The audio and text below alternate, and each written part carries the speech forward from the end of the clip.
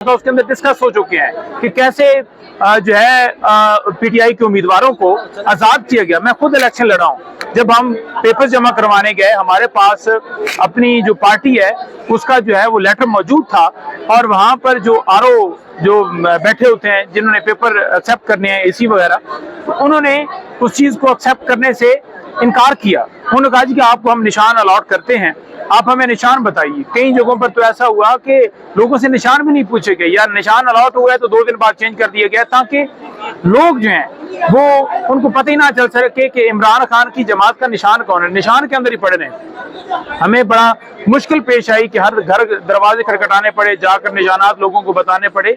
ये सारा अमल इसलिए किया गया कि आप पॉलिटिकली क्योंकि हार चुके थे, आपने समझ लिया कि ग्राउंड के अंदर पीटीआई का कोई मुकाबला ही नहीं है, तो लिहाजा ऐसी तरीकाकार किए जाए कि पहले इनको मैदान में लेट उतरने का मौका दिया जाए, फिर इनसे निशान लिया जाए ताकि लोगों को जो है वो कंफ्यूजन रहे, ताकि वोट कम पड़े। फिर आपने पोलिंग डे के ऊपर देखा कि जो पोलिंग स्टेशन थे वहां पर जितना भी अमला मौजूद था वो स्लो करा रहा था कि पोलिंग स्लो हो, ताकि जो लोग हैं वो कम से कम वोट कास्ट कर सकें, कम से कम जो है वोट आउटकम हो सके। और फिर एंड के ऊपर फॉर्म 45 और 47 आप लेकर आ गए।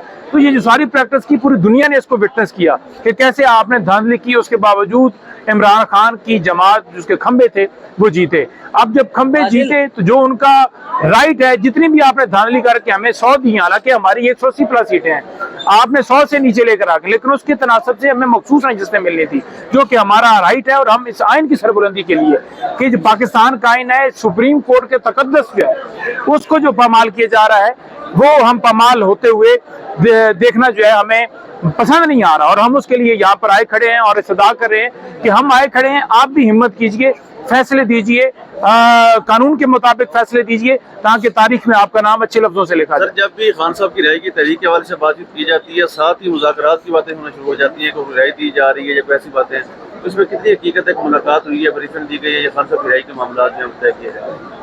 देखिए, ब्रीफिंग के हवाले से मुझे तो कोई इतलात नहीं है। यहाँ पर कुछ दोस्त ही लगे हुए थे, अगले दिन भी ट्विटर के ऊपर की मुलाकात हुई है, ये हुआ है वो हुआ है।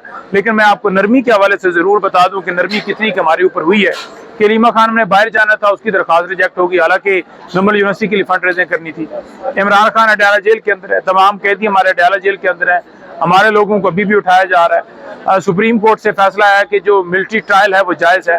मखसूस नशिस्तों के ऊपर भी आप देख रहे डे टू डे हियरिंग करके चाहते हैं कि किसी, ये इतनी नरमी हमारे ऊपर आई है। Thank you.